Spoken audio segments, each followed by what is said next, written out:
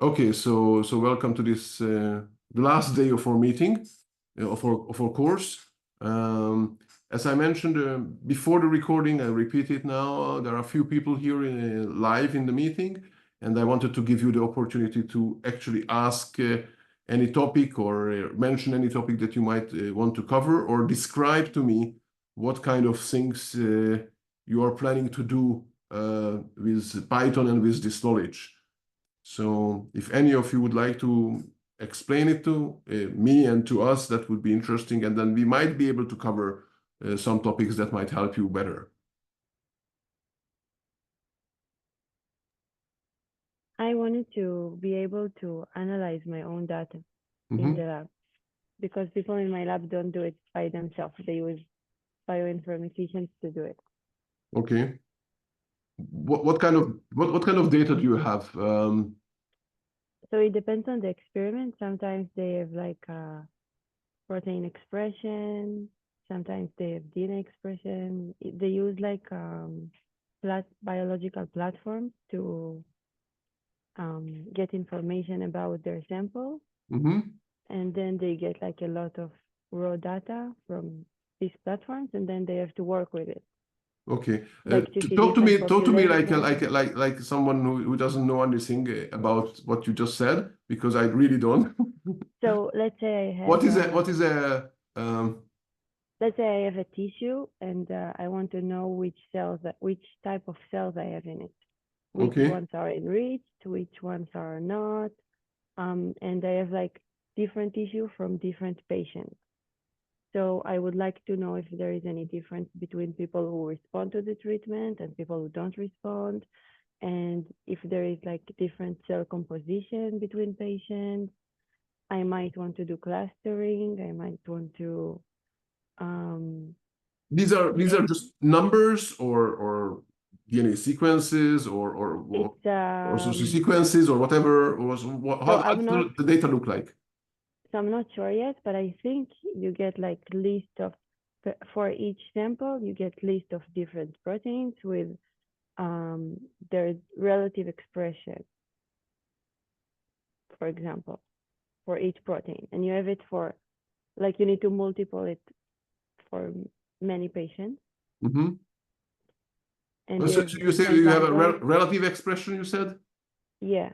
What does it mean? I mean, for me, it's like from this one I have 20%, from this one I have 1%, from this one. But I'm not sure because I didn't work with it yet. Maybe it comes even more raw, but I don't know because I didn't do it. Okay, I understand. Okay. And there's a comment from someone, from Shahar, saying, I've written some image script that do simple image analysis for fluorescent and images experiments. I'm using some machine learning plugins to segment the images, so identifying the cells and also cellular structures. The class helped me understand some things, mainly that the way I've written the scripts is far from ideal. I didn't use any functions and repeated a lot of code. Okay. Yeah, so let me emphasize this part. Many people, especially who start programming, well, I mean, we all of us, we start just write code as we can, and there are certain things that we would call, some people call it best practices. I am probably not. I don't really like that description. I would say better practices or something like this, because best practices sounds like we found the holy grail and then these are the best ones. But some of these things here is really what you mentioned is the lack of code repetition, because we have issues. We will have issues with code repetition. We'll find that we have to improve something and then we forget to improve in both places or many places. The use of functions can be a way to solve this, and also, and this is critical, Some people think that functions are the primary goal of functions is to reduce repetition, or the only role of functions. That's not really true.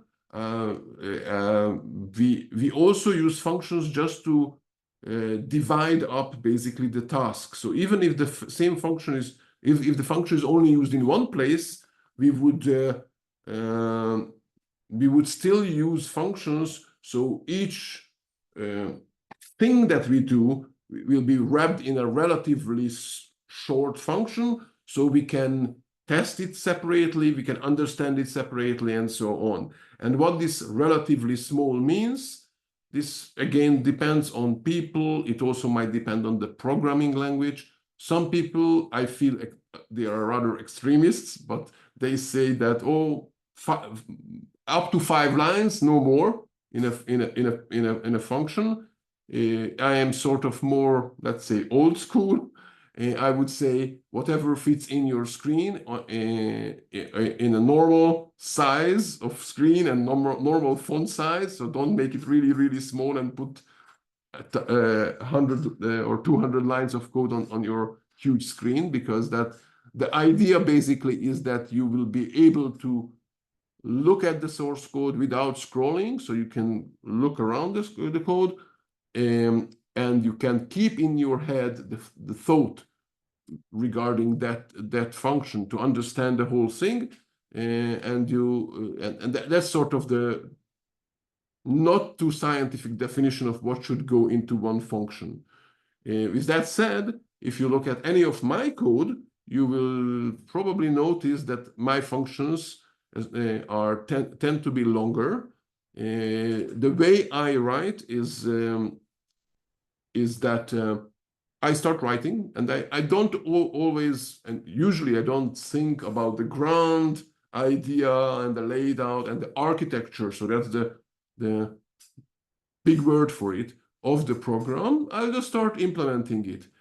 But I also write lots of these tests, the automated tests that we also practiced. And I think even though that might be not, you might not feel immediately that's critical for your research, and it's not critical for your research indeed, but knowing and using tests is extremely useful for not wasting time on errors that later come up.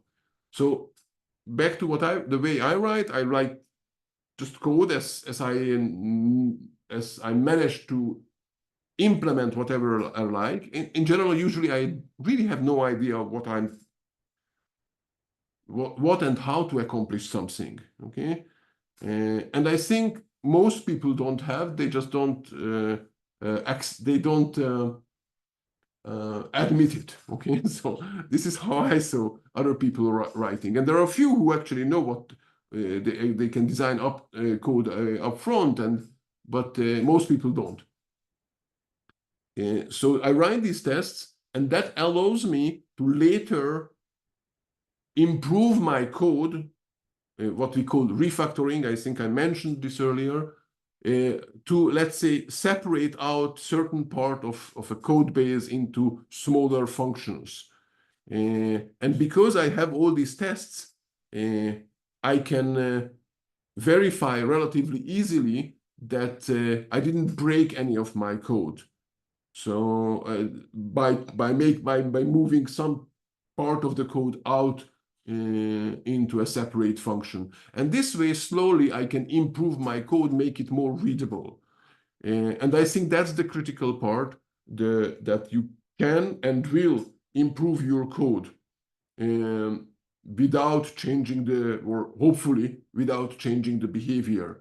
And this is something that is not done enough in the industry, and that probably even less in areas where you, like in research, where people don't see themselves as professional programmers, like you will see yourself probably in the next couple of years, as long as you are at the institute, that you will see, oh, programming is sort of it's just a helper tool, and not really my core competency, even though it is and can be a critical part. And actually, as Mazal just mentioned earlier, that she wants to basically do her own programming, her own analysis, instead of asking someone else who will do it, waiting for that person, bridging the lack of the communication, making sure that you communicated properly what you wanted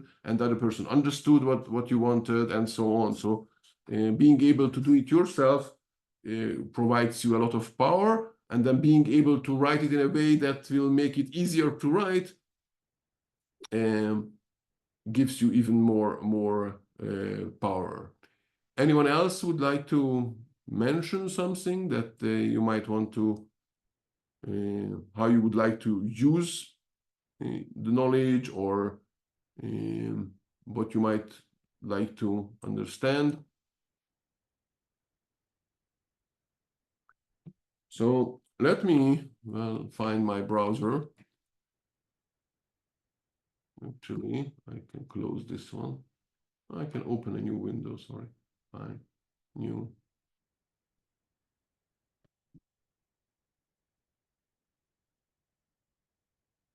I'm going to share my screen now, and a little bit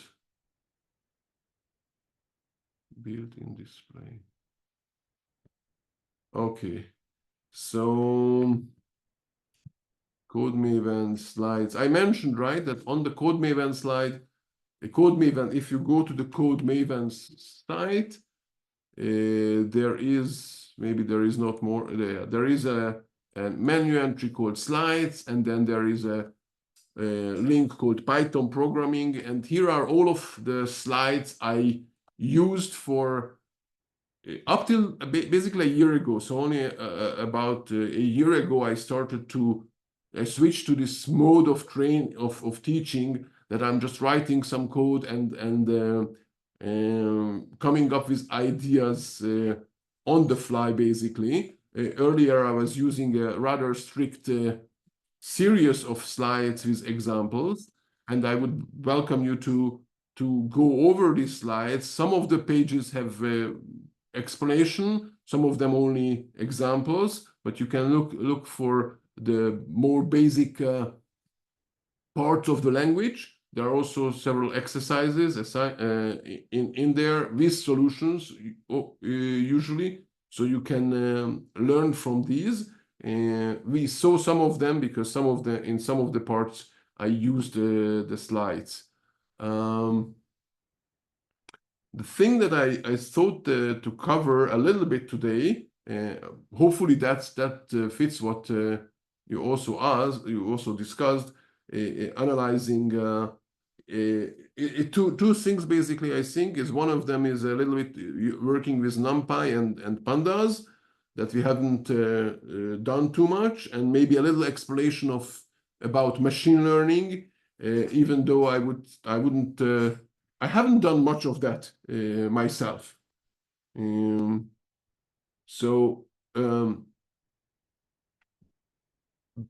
Let's talk a little bit about machine learning first. So basically,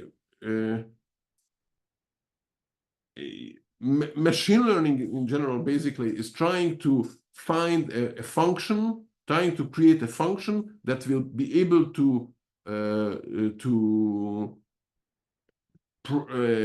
predict some results based on earlier data. So I think let's what is this example? I think let me pandas. I think it's in the plan. No, in the Jupyter Notebook examples. I think I have here.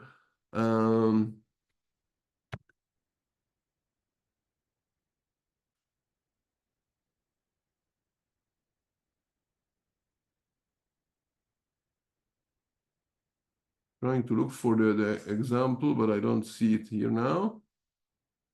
You can go over a little bit about the slides, maybe that I can find it easily. I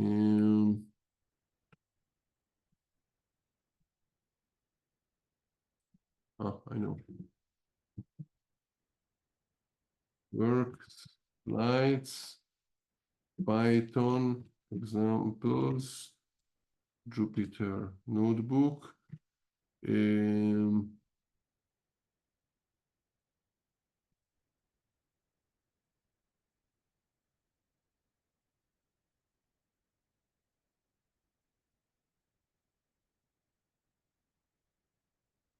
Okay, I don't find it now.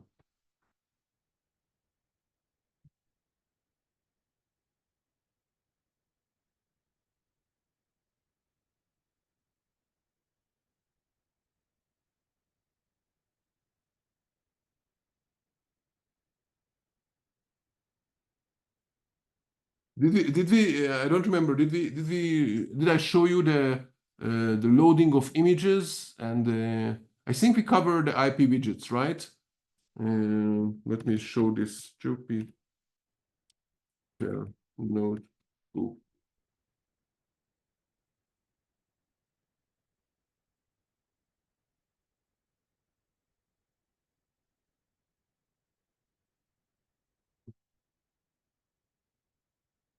So I think, did I show these ones? I don't remember, sorry. Any of you? Yes. Yeah, I think, okay, we covered that one. Okay.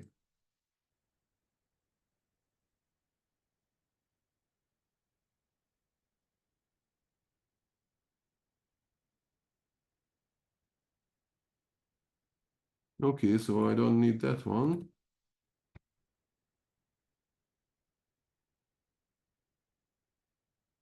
Okay, let's cover a little bit of NumPy for now, and then I get back to the other things. So here are the slides. NumPy. So we covered okay, NumPy. The idea of NumPy is to allow Python to allow you basically to do matrix calculations on matrices in Python. If you're coming from MATLAB or R, that's basically, I think, the core of both of those languages. You have these vectors or matrices or multidimensional of these basically vectors of numbers, and then you can do all kind of operations on them with single commands. Now, up till now, basically, what we learned in Python was that you might have a list, and if you would like to, or you maybe have a list of lists, and then you need to write loops in order to work on this data. And it's very slow relatively to what MATLAB or R would do. And it's slow because everything is in Python, and because Python provides you a lot of flexibility that the other languages that MATLAB and R don't provide. And this flexibility comes at a cost. And that's the cost of using more memory and being way slower than the others. Now, in order to provide the speed for Python, this library, the NumPy library, was developed, which is just an add-on to Python, but provides similar capabilities to what MATLAB and R would provide. The basics of it is this ND array, which is just a vector or matrix of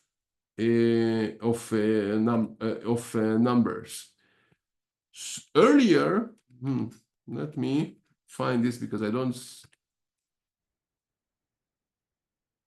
Yeah, let me go back and show you on a different slide that I didn't talk earlier about it.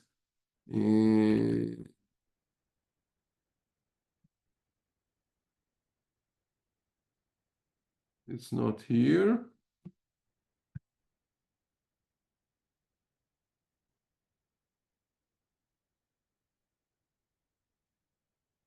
Yes, here. Okay. So In Python, we talked about numbers and strings, basically, and Boolean values, so true or false. And we said that, and inside numbers, we said integer or floating point. That's the differentiation we made. No, not deeper. And you said, and we didn't discuss this, but basically in Python, you can put any number in a variable. It can be any size of the number. But somewhere this has to be stored in the memory. So in order to allow you to put any number in a variable in Python, Python does some behind of scenes work that costs us. That's what I mentioned. Now, in many other programming languages, and also in NumPy, you have a much more strict definitions of variable types or value types. So in NumPy, you can have integers which are 8-bit long, or integers which are 32-bit long, or floating point. So with the decimal point, floating point numbers which are 32-bit long, or floating point which are 64-bit long. What does it mean? So behind the really everything in a computer, there are transistors. That's the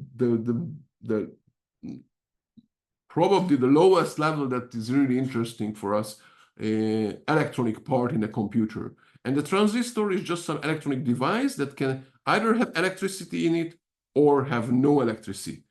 And this is what we think about having either 1 or 0 in it. Okay, so in reality, it's not the number 1 or 0, but it's having electricity or not having electricity. It's just like the lights in your room. It's either on or off. Either it has electricity in it or not. It's just much smaller. So this is why the bit which from our point of view can either contain 0 or 1 in it. That's the basic computational unit. And then the memory is of your computer is organized not into bits but rather in bytes, and each byte actually contains 8 bits in it. Why? That was a rather arbitrary decision long time ago. And by the way, you probably heard about 32-bit computers and 64-bit computers. And even when you downloaded, I think, Python or something, some other program, you had to decide whether you're downloading for 32-bit or 64-bit. This is because in modern computers, the basic unit is not 1 byte, which meaning 8-bit, but rather 32 bits or 64 bits of units. That's the basic unit. And why do we need this? Why did we need these bigger basic units? Is because the computers got bigger, and it started out. Actually, it started out before 8-bit. Started out with 7-bit, but doesn't matter. But later it became 16, and then later 32. And now, in the last, I don't know, 15 years, it's 64. 64 will be good for us for very long time, probably, because it's way more than 32. It's 2 on the 64s, so it's a huge number. So so this is what you have in the computer. Now, if you have numbers and you want to store in the memory numbers, you have to have some space there. You have to use some space in the memory. And if we let's go with let's say let's say in a programming language, we decide that every number we store in 32 bits. Okay, so it has 2 issues. One, that it can only store numbers from 0 to 2 on the 32nd. So there is some limit of the numbers we can store on one hand. On the other hand, even if all the numbers we store are really, really small, let's say all the numbers are less than 100, we still use 32-bit for each number. So we are wasting a lot of memory, even though we don't really need all that memory. Okay. Now Python by default is flexible in this, so it will grow the storage space as it's needed. So it solved the upper limit problem, but it costs us a lot of having this. In NumPy, you can, okay, you don't have to, but you can decide what is the size of the storage of each value. Okay, it has a default, but you can decide the storage. So if you know that all of your numbers are really, really small, let's say less than 256, which can fit into 8 bits, then you can use the variables which are only 8-bit of size, which means that you can store 4 times more than if you were using 32 bits, okay, in which you like 4 times more, you use 4 times more memory in order to store the same data. So that's if you know that your numbers are really, really small. And the same with everything. So NumPy has a lot more of this here in just a few examples.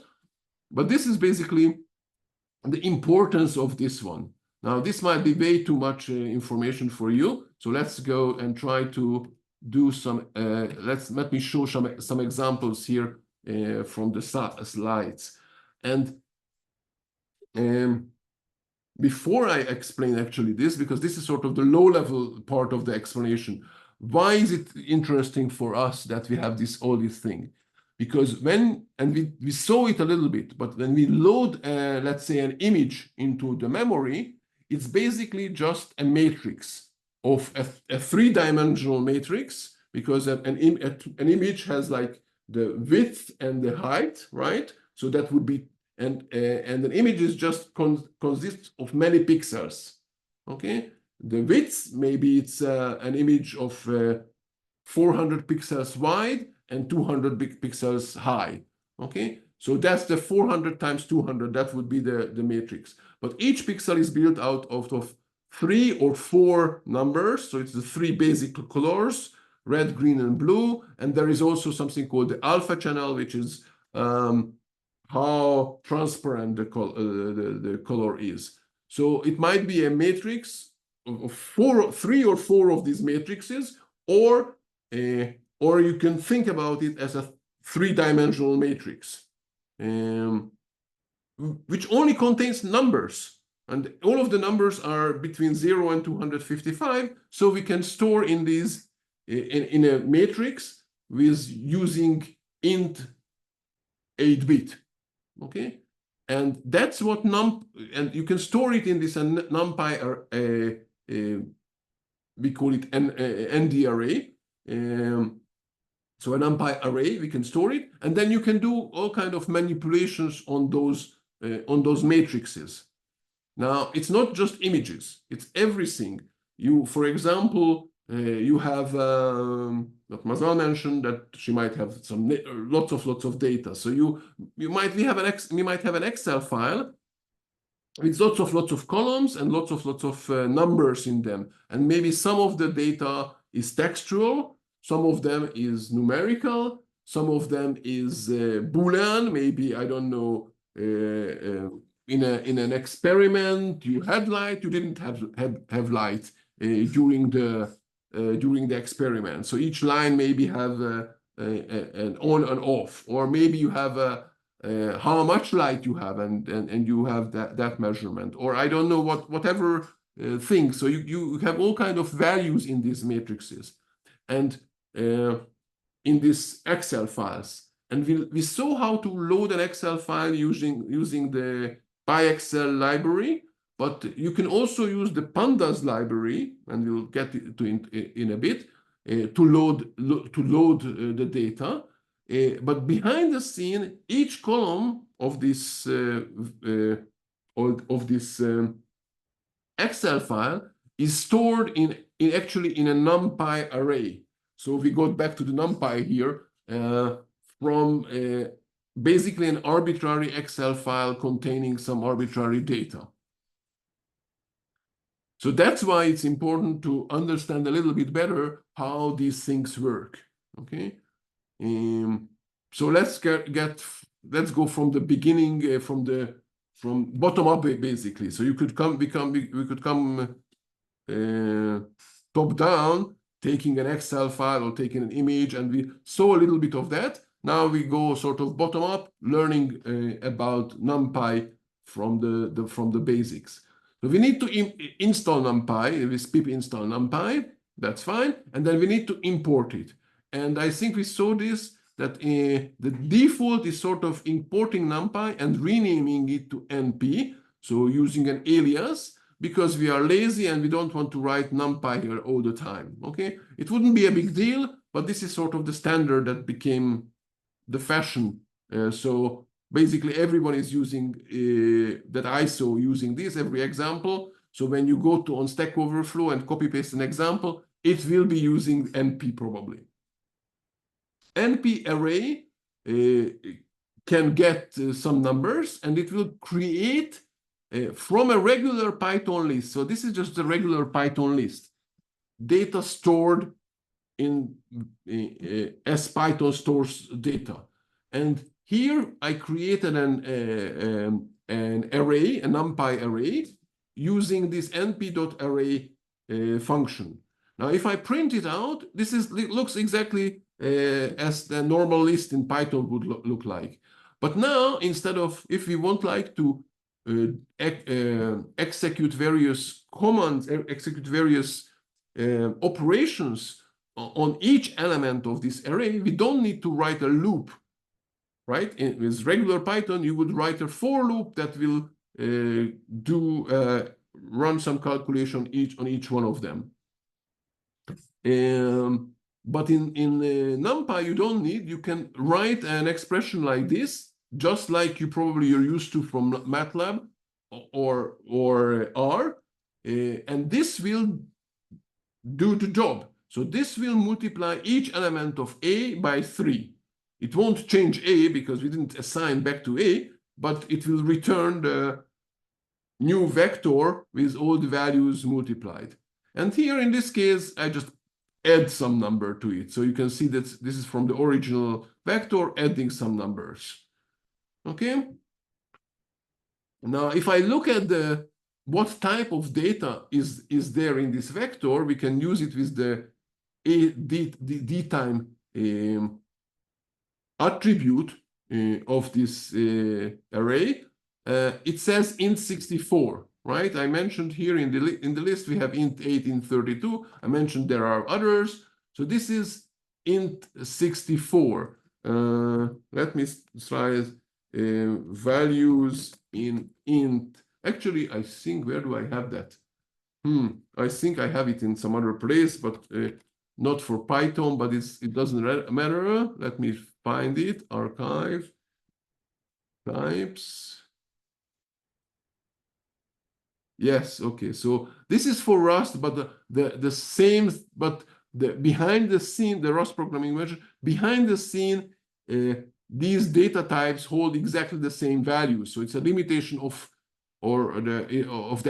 its attribute of the computer, not the programming language. But you can see that if it's actually in Rust there is int and uint, but if it's an int, then the values range from I think minus 128 till plus 127. If it's a 64-bit, then it ranges from this number to this number. Okay, I have no idea how big it is, but it has a lot of values. But that's it. That's what you can put in a 64-bit number. And if it's 128-bit, then you can put them here. And there are two types of these variables usually, or values. One that can be from minus till plus, and one that can be all the range. So let's go for the small one that can be between 0 and 255, and the other one is between 128 and minus 128 and plus 127. So you can fine-tune things, okay? But the default is in 64.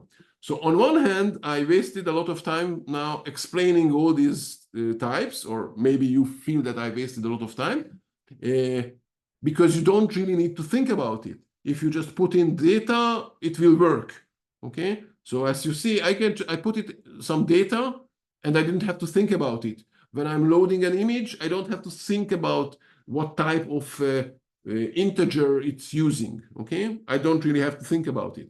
On the other hand, if and when you reach the point that your data can't fit into the memory, okay, because you will reach that point if you have a lot of data and you don't have unlimited size of computer, okay, which none of us have, then you will have to, then you can start thinking about all these nuances or smaller, rather small issues, and suddenly you might be able to use a lot more data in your computer than you could earlier, okay? So for now, you could theoretically forget about all these details of types, and then later on, when you find out that your computer is running out of memory, then of course the easy solution is to buy more memory to your computer, right?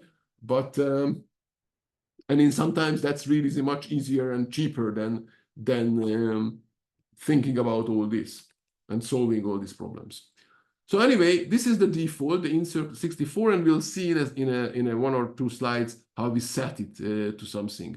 Ndim tells us how many dimensions this matrix has. Now this is just a vector, so it's one-dimensional. The shape says the length of all its sides, but it only has one side because it's one-dimensional, so it only has one number here. That's the length of this one, 3.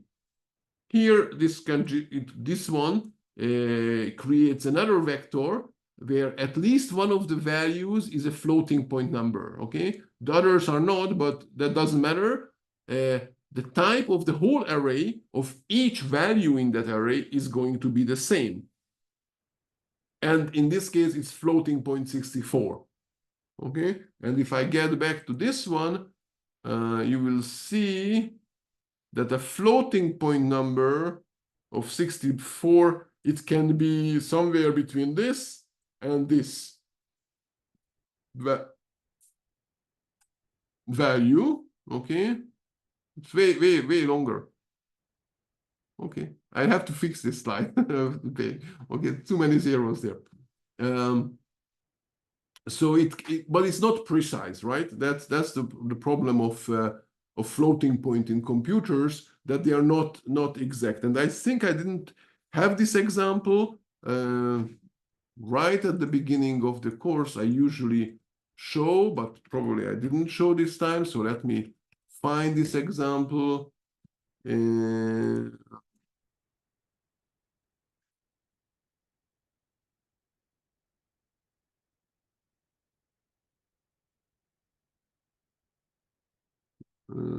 Where is it? Floating point limitations, okay? So this is a limitation of, you can see it specifically in Python, but it's in general in programming, okay? In computers. We can store integer numbers precisely, so we can store exactly, but floating point numbers, so something which has a decimal point, are not exact, okay? Computers can't store them in an exact way. You can think about the most basic ones like pi. Okay, obviously we can't store pi exactly because it's an unlimited, it has unlimited variation of digits after the decimal point. But even if you just divide 1 by 3, we can't really write it down because that's, again, an unlimited number of 3s there. So this is even that can, I think, show you that we can't really store that precisely. But if you write this one, okay, if you write this code 0.1 plus 0.2, the result will be, and I don't know if you can see it here, some 0, which is okay, many 0, some 3, many zeros, and here there's a 4 at the end. which is of course incorrect, right? Because 0.1 plus 0.2 is 0.3 should be.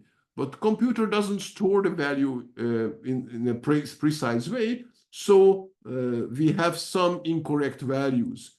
Now, this freaks out many people, of course, but in reality, we don't really care. In most cases, you don't care the precision after two digits after the dot.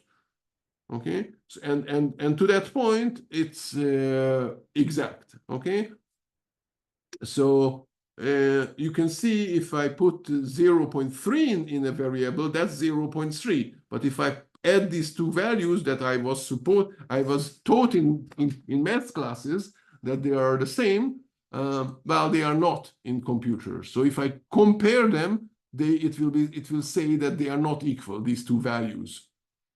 Okay, which again can freak out people. So what can be the solution? The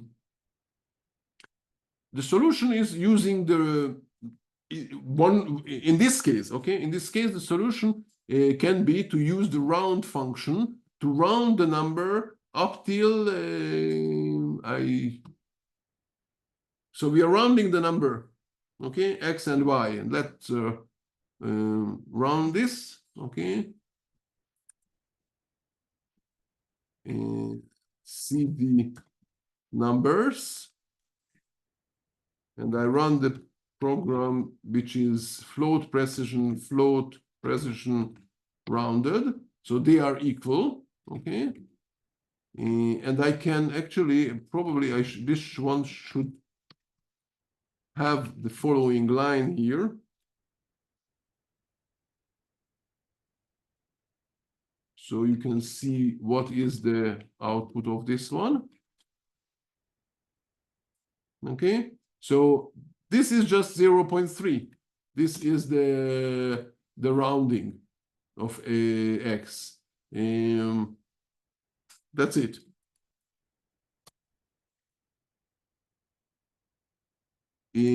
So this how you can verify that two values which are not exactly the same because they are floating point.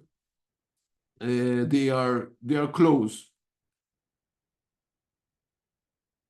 And here is how you can see what is this value of the round. If we take some more precise value of pi here in this variable, you can see that how we are rounding up to 2, 5, or 10 digits, 10 numbers after the decimal point. Basically, that's what it says apparently.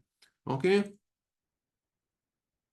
So this is how you can deal with unprecise values. Okay, and let me emphasize here again, in regular Python lists, every element in a list can have its own type. So you can have a list where you have a few integers, a few floating point numbers, maybe a string, maybe a Boolean value. Everything can be in a list. It doesn't make much sense to have all this mess in a list in most cases, because usually in a list you put something which has the same some kind of similar attribute. Let's say you put in the ages of people, okay? And the ages of people are all, let's say, either integers or floating point numbers, but they are not strings and not Booleans, right? So you would put them, or you would put the names of people or names of, I don't know, tissues or whatever. And then those are strings. So most cases, you would have the same type. But Python allows you to put any type there. On the other hand, with NumPy, in an array, you always have the same exact type in every field. Okay, and that's how NumPy can be way more compact, okay, and way faster than doing these computations in pure Python, because it knows exactly where everything is, because everything has the same size. This example just shows you how to create a two-dimensional array basically with the same array function. So this is a matrix already, right? A two-dimensional. This is how it looks like.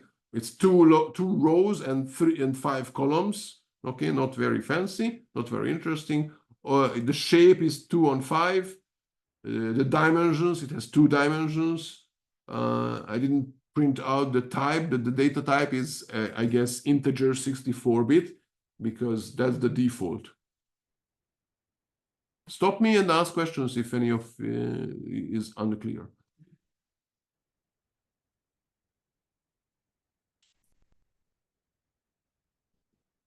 In this one, you can see how we created a new array, exactly the same as earlier, but this time we said that the type of the values are going to be integer 8, int 8.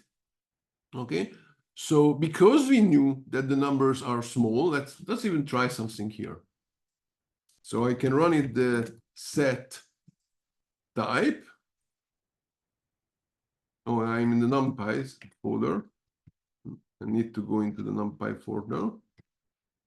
Python set type. Okay, I have this. Okay, and you can see that.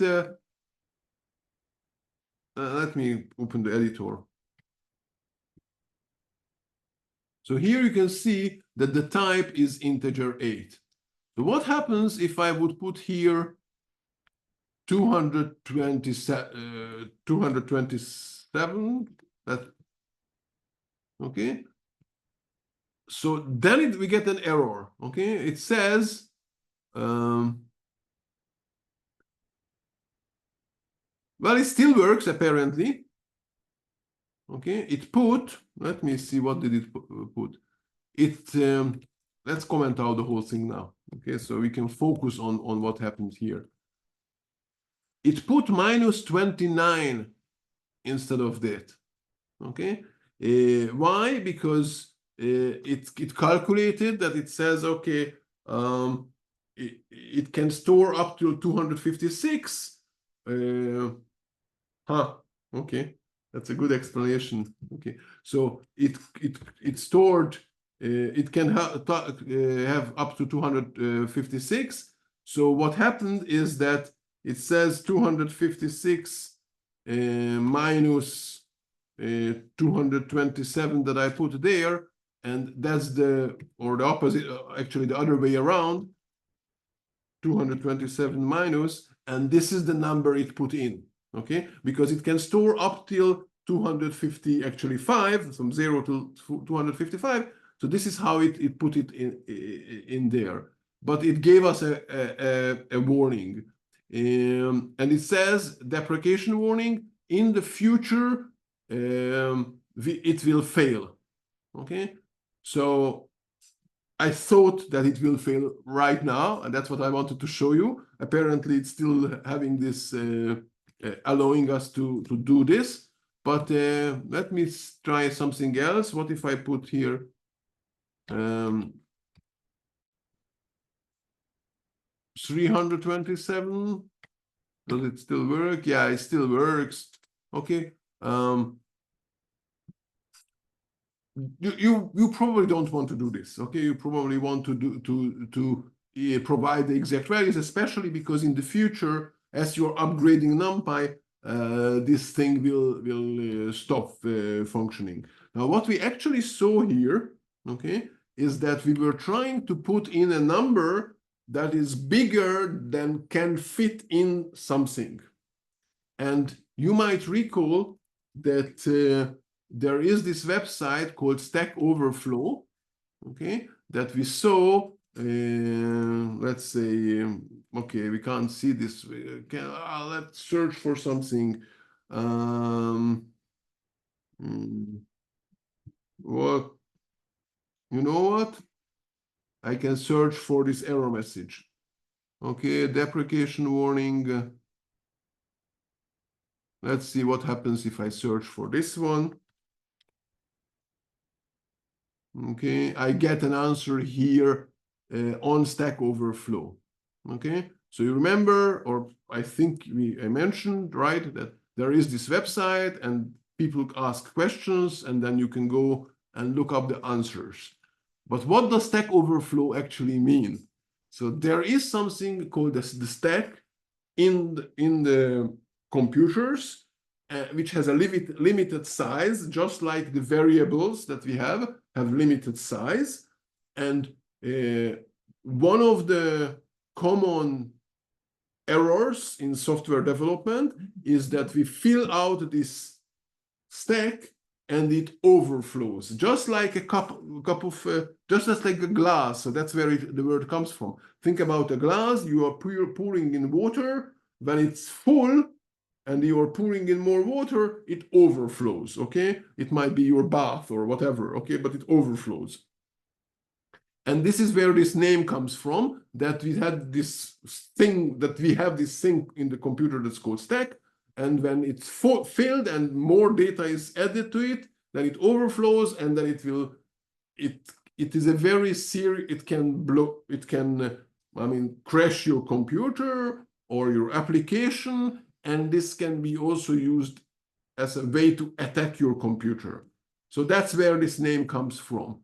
What we just saw in the example of this set type is basically the same thing, except that it's not stack overflow, it's variable overflow, because we put in more a value bigger than it could store. And it just the way it solves it is that it assume that it got rid of the old values, basically. So it said, okay, I have a cup of water and a little bit more, then assume that I don't really even have all the water, so whatever is the added value, the additional value, only that one we have. Okay, this is basically how it tried to solve it.